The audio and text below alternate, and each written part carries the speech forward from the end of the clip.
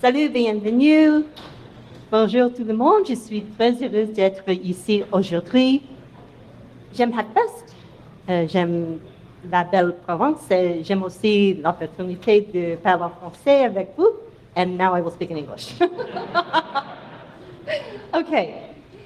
I'm really excited to talk to you about one of my very favorite subject areas, banking on insecurity. So first of all, who am I? Cheryl Biswas. I work in cybersecurity now. I am with a small firm, Cyphera Inc., who does offensive stuff. I was with KPMG before that. I have a lot of interests, as you can see. I have a poli-sci degree, so it's important to remember anything you learn, you can bring into the security community and use. I love to give talks, and I'm also a founding member of the Diana Initiative, where we promote women in security and diversity. Finally, online, I'm known as Encrypted. And last but not least, the views expressed here are my own, not those of my employer. So let's get started. A couple of years ago, when I was a total noob, I saw patterns repeating themselves, and while that might be good in knitting, it is not such a good thing for security. And bad behaviors lead to lax security. The basics, well, they weren't being done well if they were being done at all. And I found attitudes ranged from blissful ignorance to adamant denial. Again, history repeats itself, and that's not necessarily a good thing. You can make book on that. So we're seeing big data become bigger data. And IoT is taking over the world, right? But we are still not getting the basics right.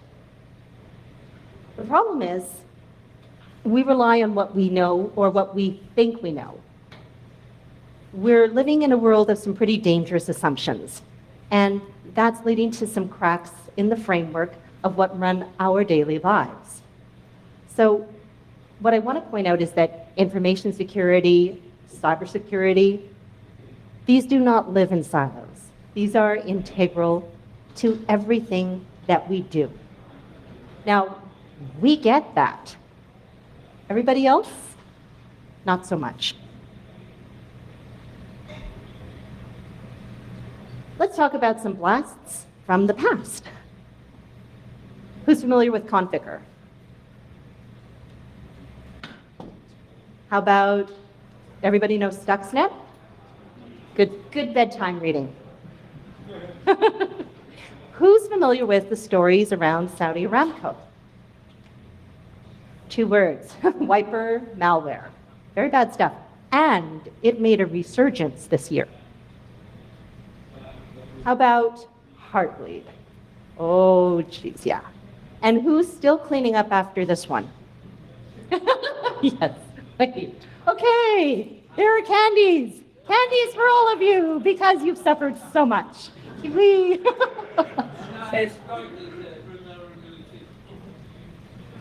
I know, and it's just like it keeps coming back. It never went away. Yeah. So we keep repeating mistakes. And the problem is this is not like the movie Groundhog Day. We're not getting better at doing the same thing over and over. What we're doing is leaving windows of opportunity open. And when you do that, who needs backdoors, right? So the attackers are literally banking on our insecurity. Which brings, for me anyway, a few things to mind, and I'm going to share them with you. That what we need to say isn't being said. That's why I did this talk. I did it behind closed doors in Vegas, and I just had so many people coming up saying they have a lot to say, but they can't talk about it. But it's what we share with each other that's crucial. That information helps us spot patterns, do trends, identify things in the malware that link one group to another so that we can see their next move, their next pivot. So let's talk about Swift, baby. And we are going to. Or how about geopolitics and who's playing whom? Because there is a real art to the long game, and China and Putin are masters at it. That's playing out in the theater real right now. Because it isn't all about the money.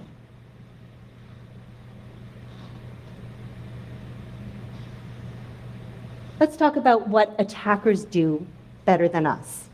I've got 2 words for it: collaboration and communication. The fact is, these guys have learned how to work with each other because cybercrime is an extremely efficient business model. These guys share their information, work effectively. As defenders, we have to get it right all of the time. As attackers, they only have to get it right once.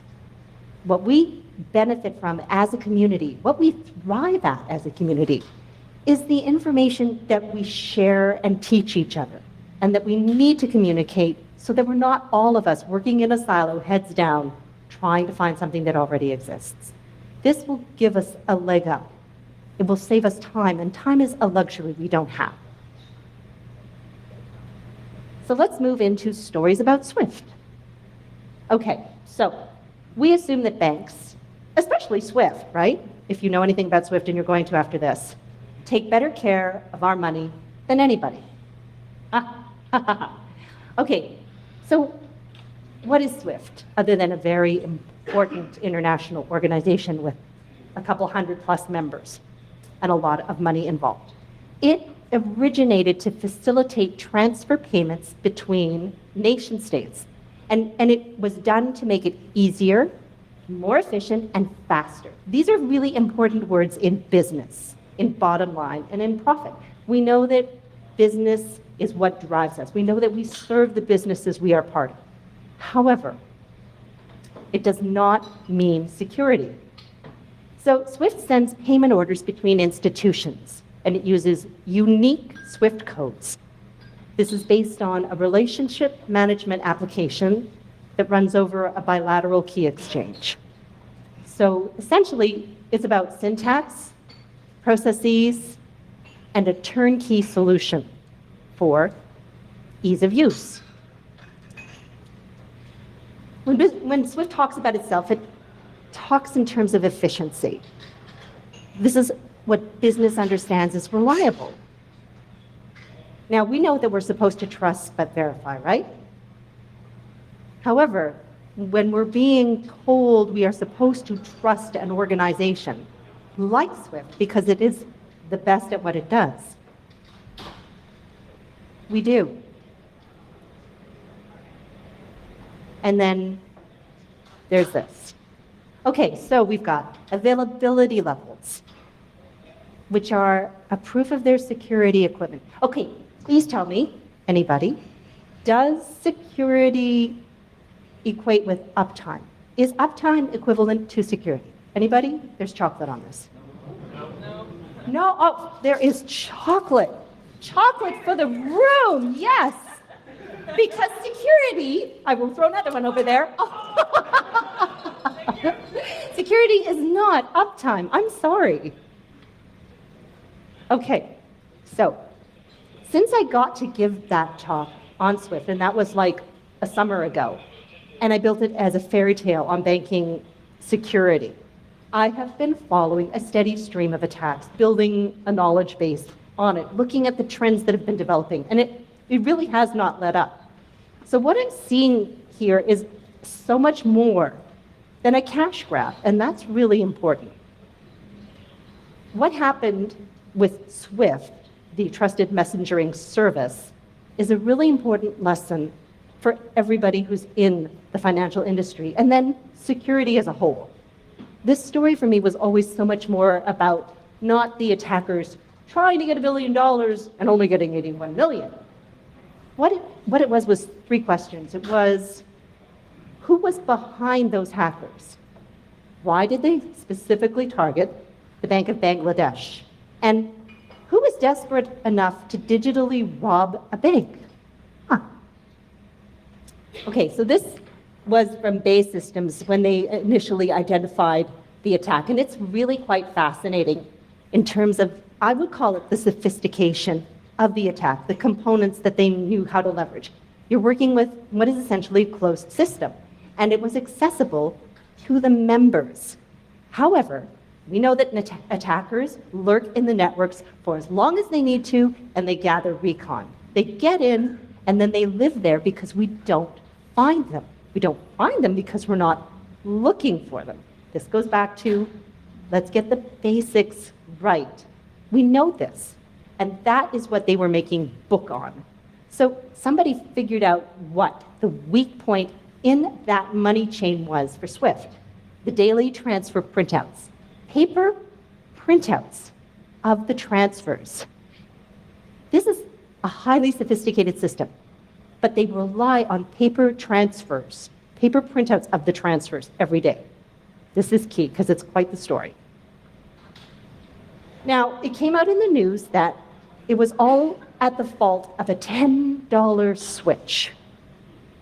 Okay, we all know server room terrors, right? Everybody has seen that server room of cables and stuff that should not be in there. And it's easy to point the finger of blame. But the fact is, I think that's held up as a reflection to all of us to learn from. It wasn't because of that $10 switch. It was because of everything around why there was a $10 switch in service. It was because of a printer.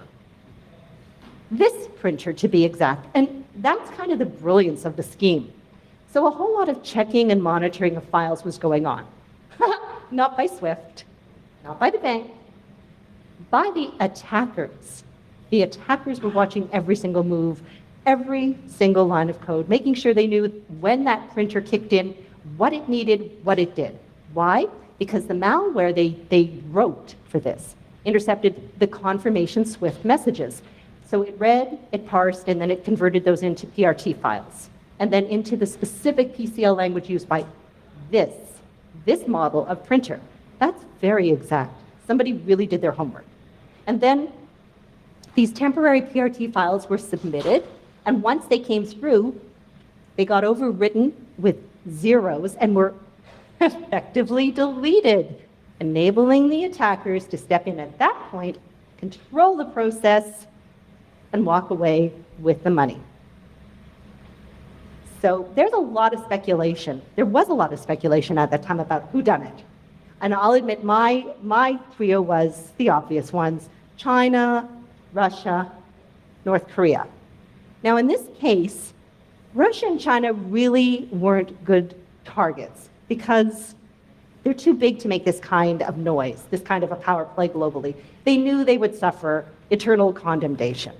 It wasn't in it for them, and it was only really $1 billion. These two nations did not need $1 billion badly enough to put themselves in the hot seat. However, North Korea is a different story. This is a nation, if you know anything about it, that is impoverished. It really is. It's sad, and the people there are starving because of the way the country is being run. Because their wild card of a leader will stop at nothing to get his nukes. This is a fact, and we now have watched it play out on Fox and CNN. It's real life. So how long did it take for it to become apparent it was the Lazarus Group at work in North Korea with a wrench? And with a wrench because in many parts of our world, coercion is how you get things done. And they needed something to get the initial access and then to cover their tracks. So my theory was that Lil Kim wanted all of the same nuclear toys all the other cool kids had. But we know that good nukes cost money, right? And Kim had broken his piggy bank some while ago. The things we do for money. His nation was starving. So he had some very capable house guests, known as the Lazarus Group, living under his roof. Now, does anybody know the story of Lazarus, what that term means? In the Bible, it's about a guy who rose from the dead. So it's used to imply somebody who literally can rise up from the dead, and this is a hallmark of this group. They will do their acts, they will disappear, only to reappear again. They're ephemeral, and they have been impossible, really, to pinpoint to a specific entity or party. Very interesting. There have been DDoS attacks dating from 2009. You can see they're involved in a list of very interesting activities. And even this year, there was some wiping of master boot records going on because of them. They're able to make their work look like hacktivism. So that throws, a red herring in the works and harder to attribute. And as we know, attribution, unfortunately, is the hardest thing to do and one of those roadblocks that keeps us from moving forward. We can't move forward, and you can't pin the finger of blame until you are absolutely certain. Well, they've been active in sabotaging operations in a range of industries, not just financial. And a pretty wide swath of nations have been impacted. Now, North America is only just beginning to feel their talents. And is it me, or is it that we don't pay attention as much until it actually lands on North American soil? Anybody want to weigh in on that one? Does it have to actually land on our doorstep before we will take action? Like I said, time is a luxury we don't have. The Washington Post issued a really interesting article very recently analyzing what was happening in terms of the nuclear developments in North Korea, assessing Kim Jong as the type of leader and not an irrational leader, somebody with a game plan that we had underestimated or sidestepped because it looked too crazy. Basically, they said that if you deem Kim Jong-un to be irrational, you are implicitly underestimating him. And we might be doing that for a few other things as well. He's crazy, but he's crazy like a fox. And that's why attacks were being made on banks that the rest of the world really wasn't paying attention to. If it was Switzerland, if it was England, if it was the US, for sure. But go put it in some place in Southeast Asia that people don't really know about. There's not very much attention, and it's actually derision that gets pointed there. So, case in point, let me say this. It's not our world over there. Like I said, coercion is how things get done. This is a nation that doesn't have the resources to work with that we take for granted on a daily basis. They don't have the money, and they don't have the training, and they don't have the mindset to put in place the security practices needed to really secure a financial facility.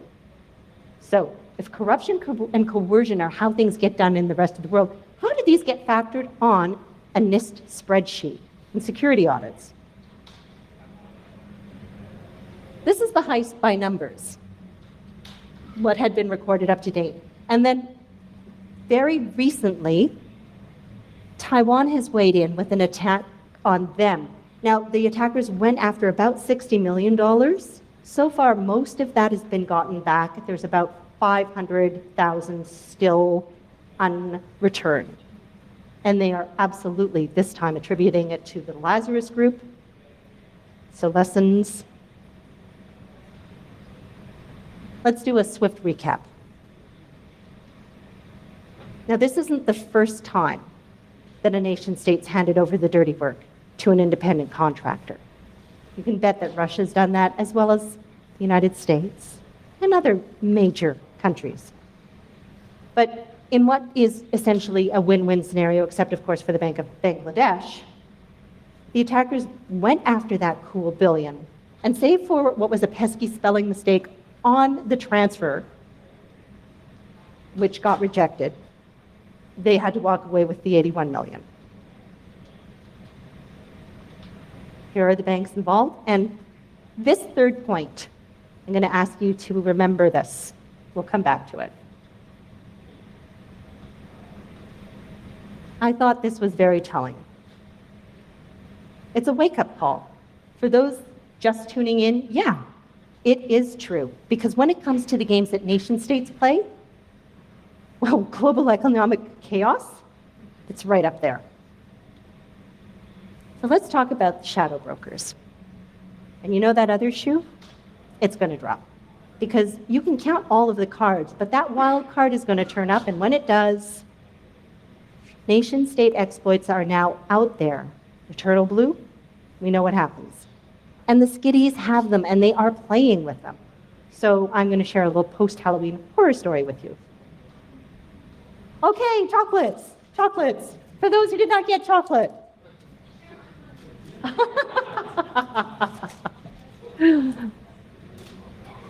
Yes. Oh, guys. Oh, I have a horrible pitching arm. Sorry. Okay, I promise later. Okay. Let's talk about what was in that treasure trove that the shadow brokers revealed as their Easter egg on Good Friday. Ars Technica said this, not me. So Swift was adamant at the time that they had not been hacked, or their code had not been hacked.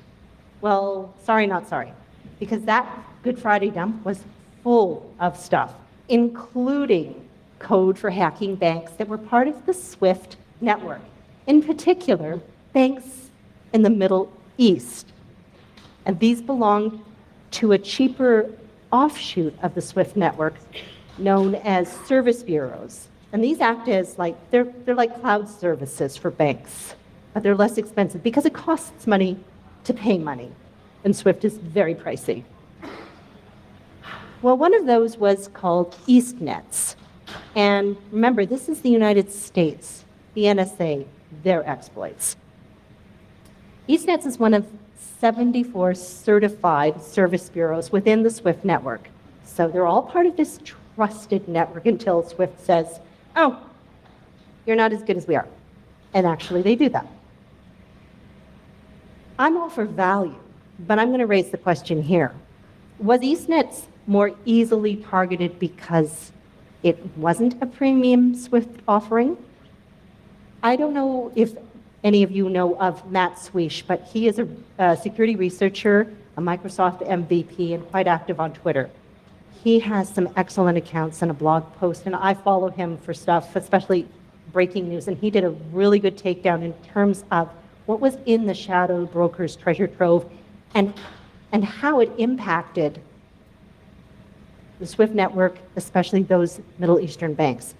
He said this: given the small number of these service bureaus, of which there are just 74, and that they have maybe one IP address, how easy would it be to compromise any, if not all, of these service bureaus? I will leave that one with you. Matt Sweesh is a go-to for me for many reasons. And I'll have some information on my very last slide if you want to look it up further. He provided some screenshots at the time of the dump and explanations about how the NSA had actually compromised SWIFT before North Korea was even in this game.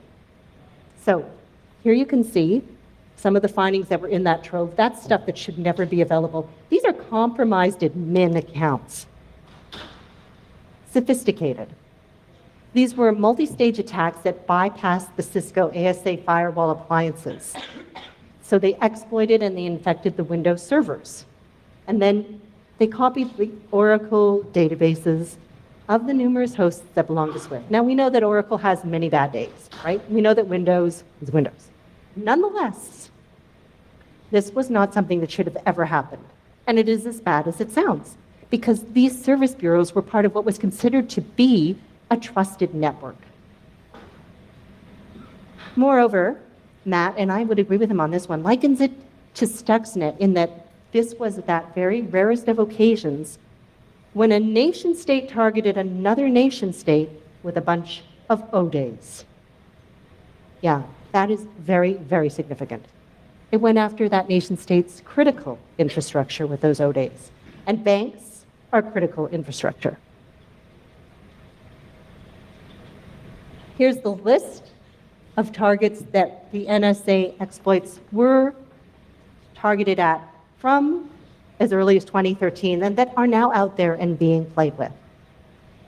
So this is the equivalent of hacking all of the banks in the region without having to attack them individually. Right. This is very easy, too easy, and why we should be worried. Because this way you can access all of their transactions. Compromised. This is what it actually looked like when you run the exploits against, for example, the Palestinian bank.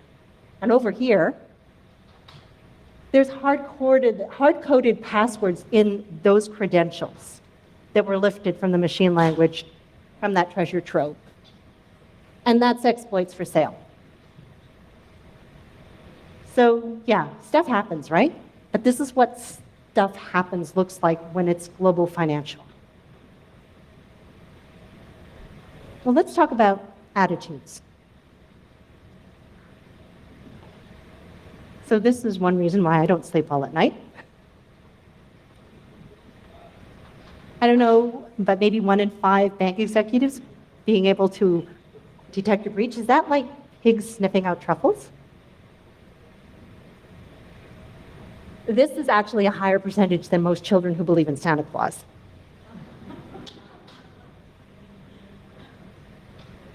And this one? Well, I'm sorry to say, but you know that if you cover your eyes, it does not make the bad stuff go away. Yeah, the struggle is real. And I have done audits, and I've met those who swear by their methods over best practices. And they manage our money. And these are the things I have heard over and over again by people who honestly should know better. I can't say more except that you find Adobe in places you never, ever should. I'm going to take you through a little tour of Carbonac, Dridex, and Lurk.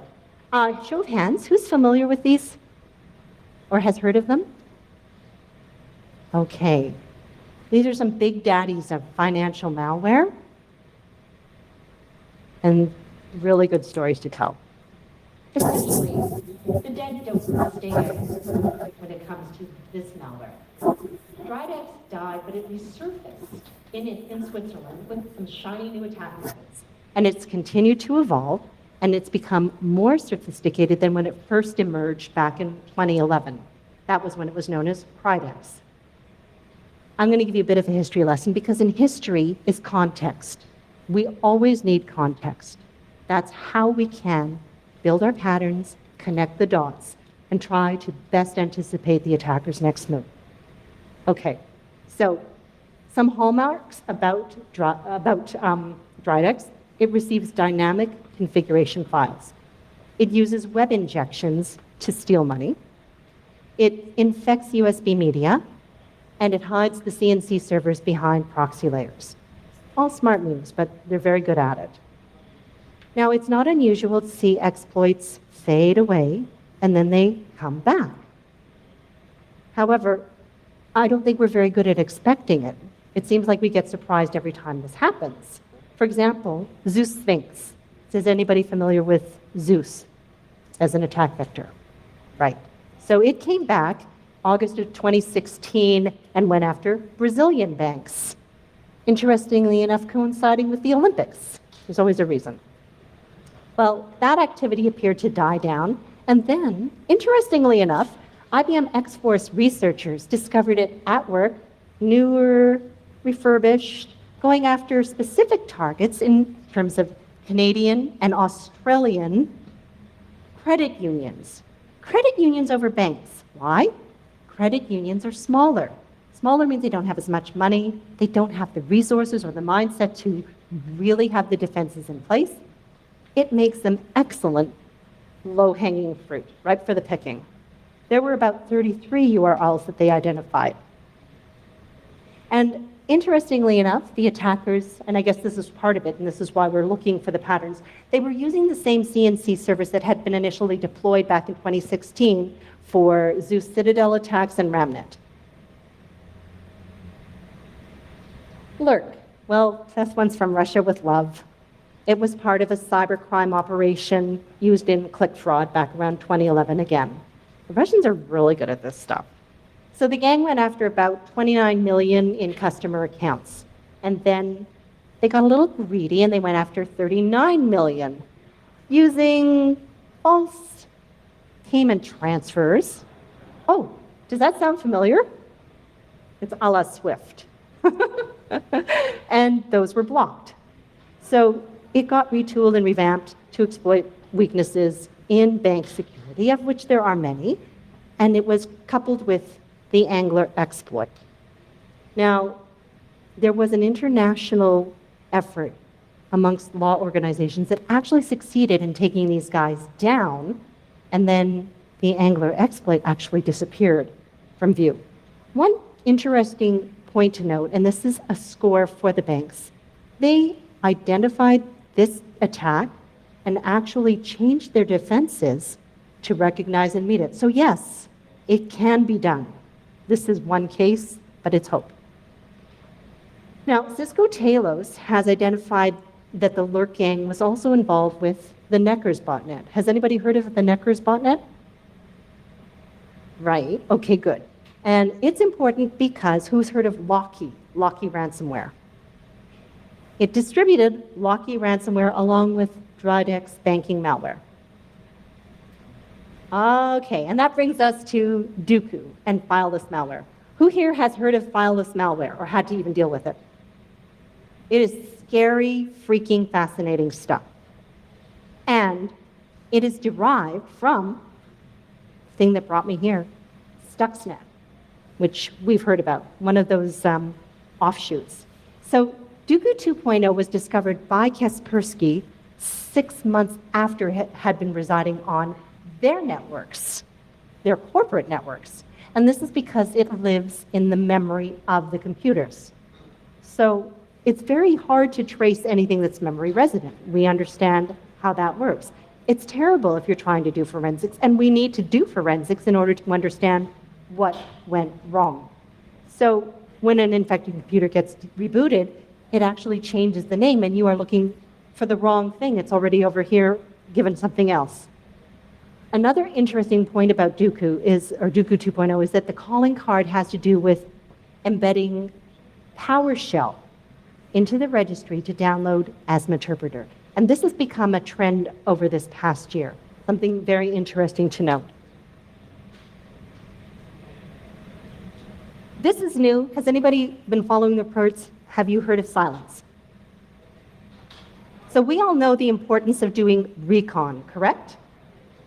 Any mission, especially if you're on offensive security, you need to understand your target. The attackers are excellent at recon, and this gives them a leg up on us. Now, what's key is, while it looks like Carbonac, and it borrows from it, it is not Carbonac. It's already had about 10 different banks that's attacked, and it's still ongoing. It utilizes spear phishing emails to download and execute the droppers. There's a backdoor which sends the system information, then malicious code is delivered, affected, creds are stolen, everybody cries, and it starts the screen's recording. So yes, everything that's attached to the network that is a screen is potentially activated to record what the bank employees are doing. And this is how you gain initial access. Very important point. Does anybody have a guess as to what this map is about? There's chocolate. I will throw you a chocolate just because. Okay, what have I been talking about? Big word, starts with C. Anybody? Okay. Carbonac. Carbonac. Yes. So, there's a song that goes, "Everything old is new again," and this is a case for Carbonac. In order to really understand attackers, what we need to understand is history for the point of context to really appreciate their pivots. And finding context within their past pursuits, we can get a sense of where they're headed to next. We need to be able to do that. Now, we've been watching Carbonac pivot from banking into hospitality and retail. It's gone after chimichangas. It's gone after our favorite fast food places. Damn them. But yes, because in this industry, which has far less money to spend on securing itself, low-hanging fruit is always in season. Yes, and we know that cybercrime is based on efficiency. It is the perfect business model. But Carbonac is too established within the financial realm to forever leave it. So they have been doing, retooling themselves. And what they have done is upgrade to exploit some of our favorite tools. Who here does offensive security? Pen testing. So you know things like Metasploit, Meterpreter, Veil, and PowerShell. Things that we use for the powers of good, they now use for the powers of evil. And the other thing is that this is not signature-based malware. So I'm sorry, no, Virginia, you cannot use VirusTotal. Kaspersky, Symantec, McAfee, and God knows what else, Cylance. They're not going to pick these things up anymore. We can't rely on it like we used to. So we have to evolve with these new attacks. If we go looking using these, we are not going to find them. And honest to God, they are in there. So I'm going to walk you through what is essentially the pivot of Carbonac and the Operation Grand Mars.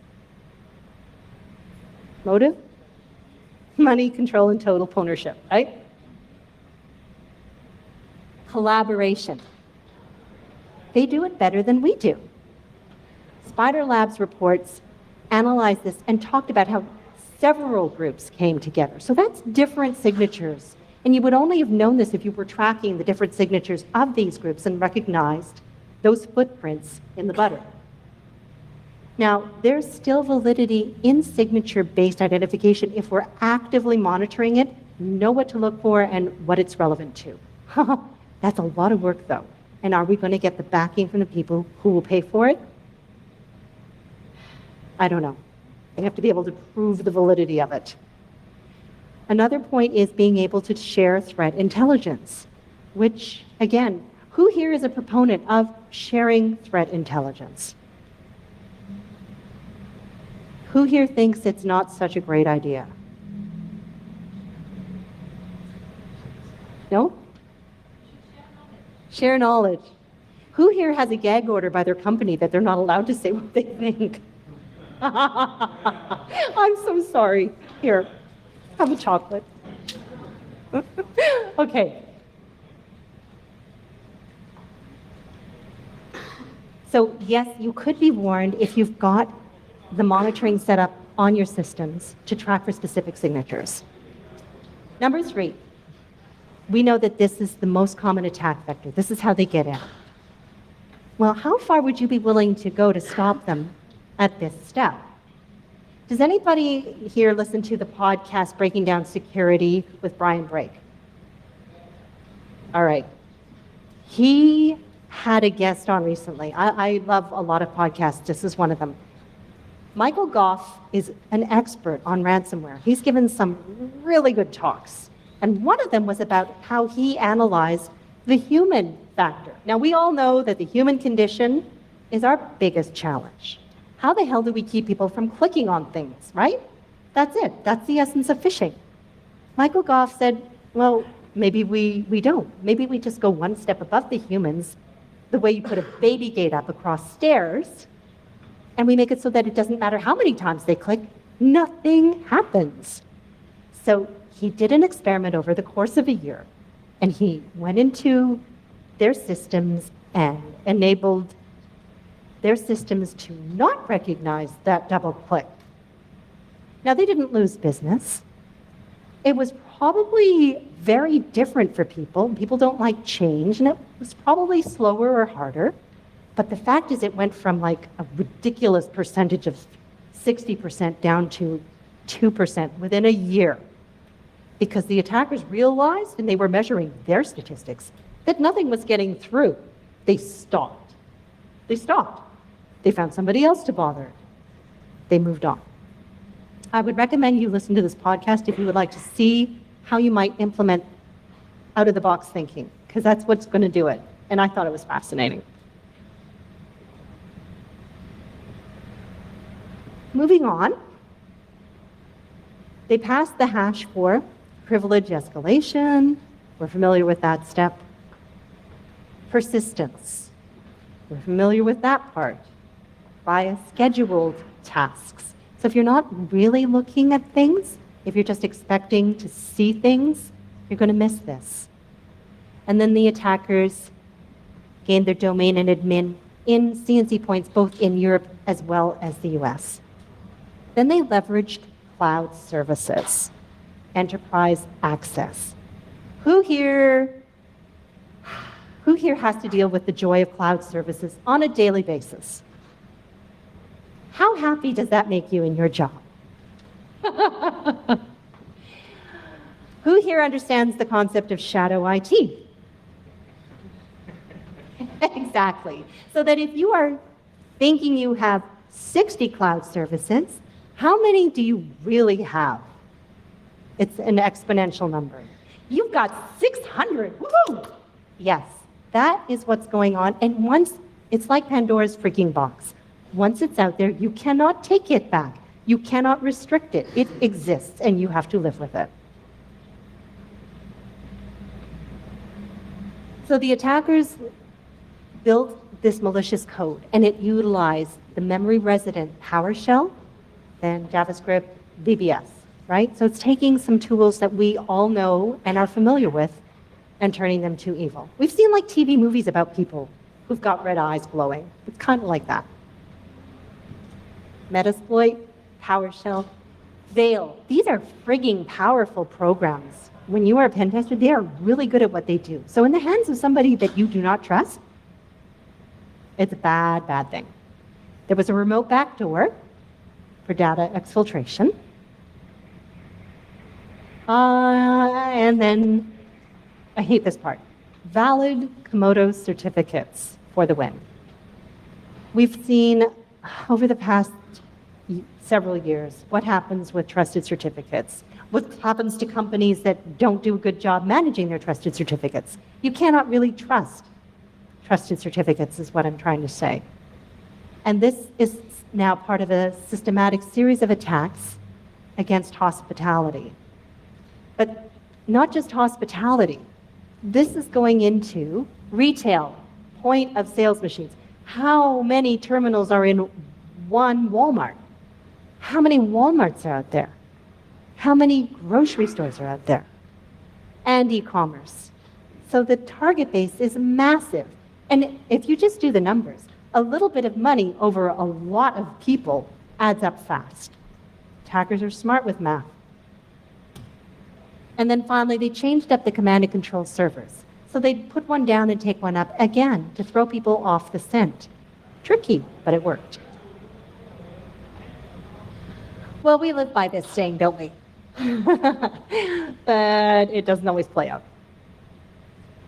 So coming back to my litany on trusted certificates being not so trustworthy, does anybody have another example of untrustworthy trusted certificates they want to throw my way? What was that? Thank you. Very good. Come up and get a chocolate when we're done. Okay. And there's been more. We have systems in place with breaks that we cannot fix. This is a key example. And then the long game. Patience, perseverance, persistence. They get in there and they have a long-range plan. Key would be China and Russia. They're really, really good at this. And the problem is once we realize what's going on, we're already pawns in the game. It's already playing out, and that has become our reality. I'm going to take you now on a world tour of cybersecurity as I see it. The intersection of global security and information security. This is the man of the hour, isn't it? Holy crow. So, does he who has all of the money make all of the rules? Well, $200 billion says that he thinks so. And resources and staging grounds matter. So, back in August of this year, the banks in the Ukraine braced for yet another attack. If you're not familiar with what's going on with the Ukraine, essentially, Putin is old school KGB. He would like Russia to become the Soviet Union once again and pull back all of the pieces that left it.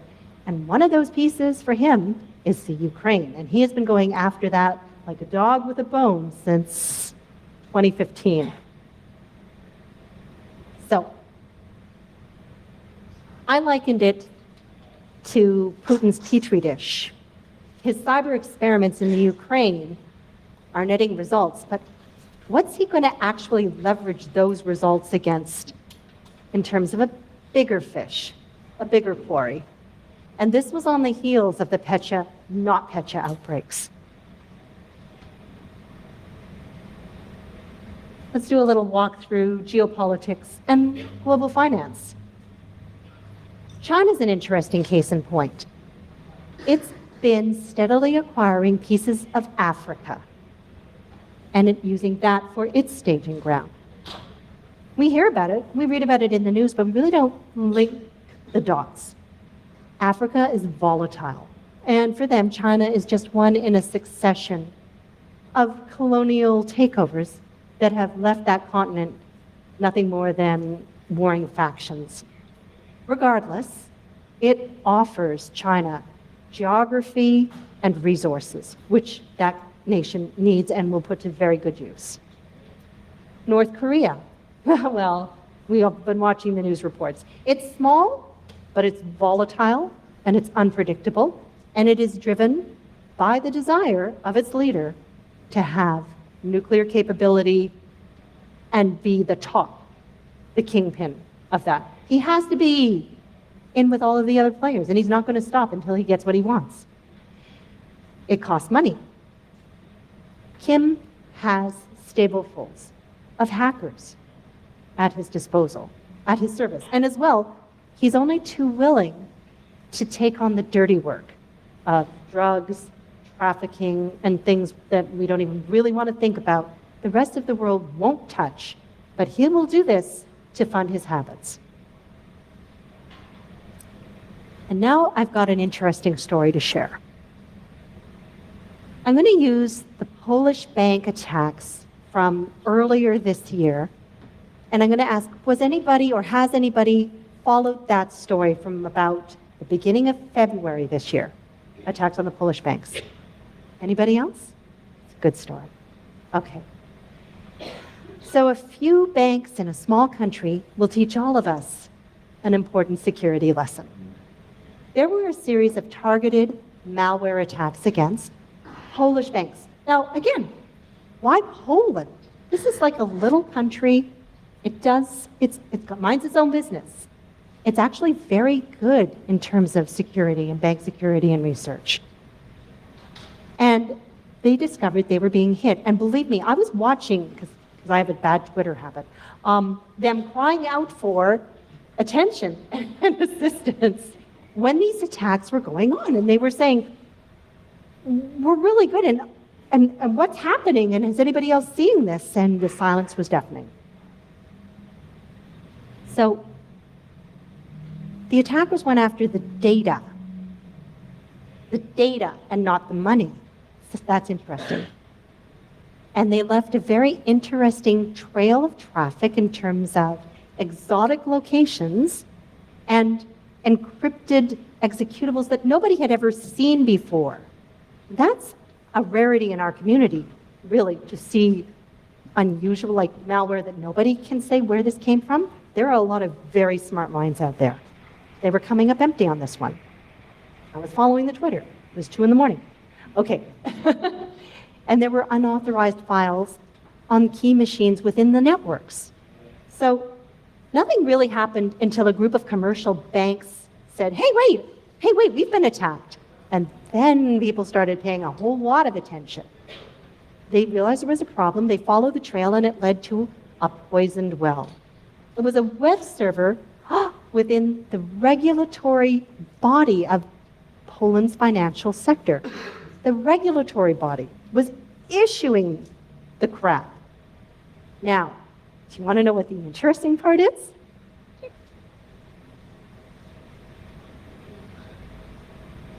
Ta-da! It's the Lazarus Group again. Holy crap. These guys get around. And we still don't know exactly who they are. So according to Symantec, this is a threat actor behind about targeted financial attacks within 31 other countries from October 2016. The Polish website that was used to target the Polish banks was delivering a particular strain of malware that has since been identified to be part of the toolkit known to belong to the Lazarus Group. So there's 3 strains, and I'll tell you the names of them if you want to make notes. Backdoor Fimless B, and Backdoor Contopi. But you can read more about it. The fact is, at the time it was happening, nobody had the same information to connect the dots. Did you hear that other shoe drop? Okay, so this is what it looks like. It's not just Poland that was being targeted. There were 150 different IP addresses, and you can see there was banks and institutions, Mexico, Brazil, Great Britain. Nobody's exempt from this, but it was Poland that was kind of like a red herring, so they would go after some other targets, possibly more lucrative targets. Bad Cyber was one of the earliest blogs from a local guy in Poland trying to make sense of what was going on and asking, why is nobody listening? Because we got a problem here. And he said, we need collaboration. We need to share this threat information because we need to be able to identify it and put the pieces together. So I'm going to share something that I've noted that is trending, and I'm going to ask if anybody else is familiar with it. Web application compromise. How many people would say they've noticed a definite trend in this in terms of becoming a problem, specifically targeting the financial sector? Well, what's interesting is Dark Reading just recently issued a piece on it. And I know that I heard something on the podcast and read the Verizon data breach report earlier this year, again, that identified this as a growing trend, much more of a threat to the financial sector, and actually eclipsing, if it's possible, the human factor as a threat in breaches. I'm going to move on now to Southeast Asia. Again, another territory over and above Bank of Bangladesh bank heist. ATM jackpotting. Who has heard of ATM jackpotting? It's a pretty cool technique. And the machine's literally spewing the money out at you. It's a cash grab, but it's a smart one. And this was it was called the Cobalt Siege. It covers a very wide swath. It is not limited to just a few countries. We've got United Kingdom, Spain, Romania, Netherlands, Malaysia, and much of Eastern Europe. And it's probably landed on the Americas. It's been dubbed as the new model of organized crime because it really works. And the FBI has issued warnings to U.S. banks this past summer because of it. Then there were some DDoS attacks, extortion attempts on several banks in South Vietnam by a group known as the Armada Collective. You may have heard of them. They're known for issuing empty threats. Big threats, nothing happens. I'm just going to say this. Where there's smoke, there will be fire. I wouldn't call them empty for long. And then there is Brazil. I call it the dark horse because it's rather interesting. It is the epicenter of where banking malware is formed. It's mostly self-contained, but it has a thriving industry in financial cybercrime. This is a country where corruption is so entrenched, they openly sell their crime wares on social media, like Facebook is where you brag about the exploit you've built and how much it is for sale. Not only that, they offer training courses. For a few $100, you can get a really good education in how to set up yourself in your own little crime malware shop. And it's a booming business. Last but not least, and I'll call this a game changer for good reason. We all know that CIA, right? Confidentiality, integrity, availability. This got turned on its head this past year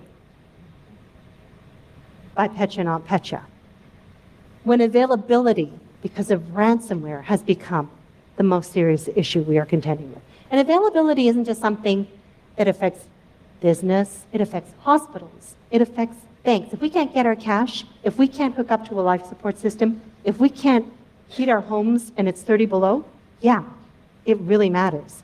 So what about the fact that the latest pivot in ransomware was not about the money? It was never about the money. It wasn't designed to get money. It was all about attacking availability. So money can't buy happiness. But what if it cannot buy the essential services that we all rely on? Ukraine wasn't banking on that. Neither are we. And this was a power play. So integrity matters when you need to restore your data and your systems. We know this is a problem. DRC, business continuity, people really don't have plans in place, and if they do, they haven't necessarily tested them. We have cloud services, but have we actually checked to see how the data syncs up? I'm asking this because I have a couple of friends who guard and test the mainframes, who have worked in finance for 25 years, who are tough guys and actually very scared about what they find on an ongoing basis.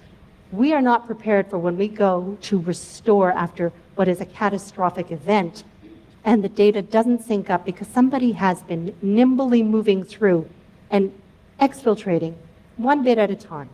And that's all it takes. So that's pretty much it for me. Are there any questions, comments you would like to share? I know, I've kind of overwhelmed you, or maybe it's the chocolate. All right, well, to sum it up, yes. So I'm a little bit curious about media. So on the one hand, you mentioned that they don't quite have the tools, so I don't know how much they don't quite have the tools, and they need the money to set the starting. And on the other hand, they have these hackers who go and stuff. So I find that a little bit interesting. It is interesting. It's the case of the terrible parent.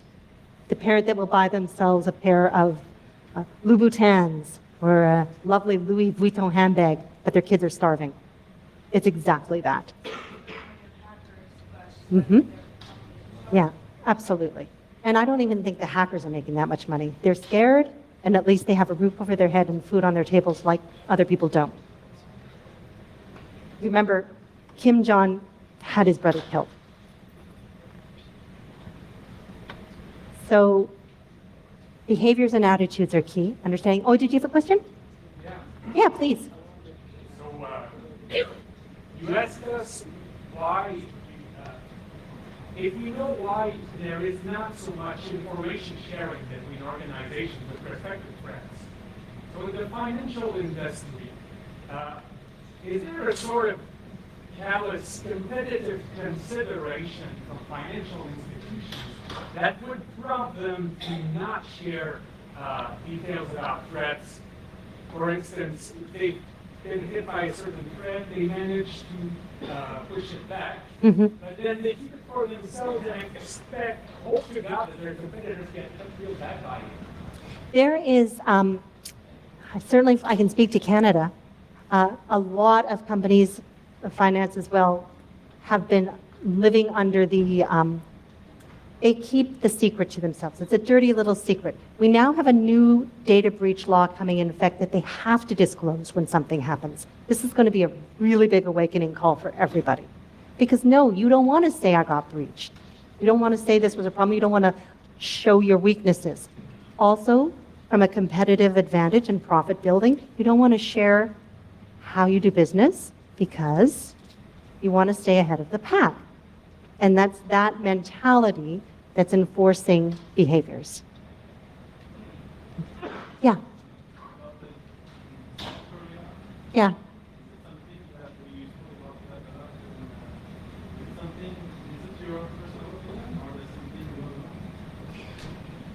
No, it's not my personal opinion. It's gleaned from a lot of research and looking at what people are saying and connecting the dots and being able to say, okay, this keeps coming up. When something keeps coming up, we've really got an issue and it's being reinforced by numerous voices. However, we haven't recognized it because it's not as big. It doesn't trump, it hasn't until now trumped Trump, for example. And it's like squirrel, right? Squirrel, squirrel, squirrel. We're attracted to the moment. Yeah, exactly. Okay.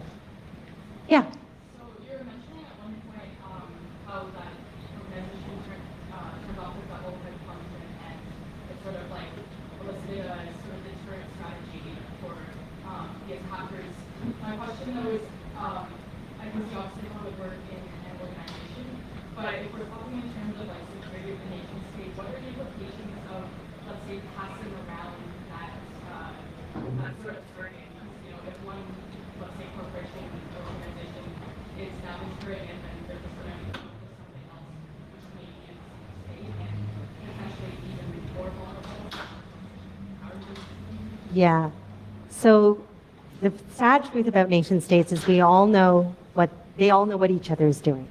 They are in league. They spy on each other. Five Eyes. They spy on each other. They're going to throw somebody else under the bus when they have to save themselves. When there's a bully amongst the ranks, nobody questioned or stood up to Putin because they weren't willing to take the hit, and they wouldn't unite as a collective because the risk was too high. It's much harder to do this at nation-state level. Okay. I will share with you the last slide, and I want to say thank you. Thank you very, very much. There's Candy.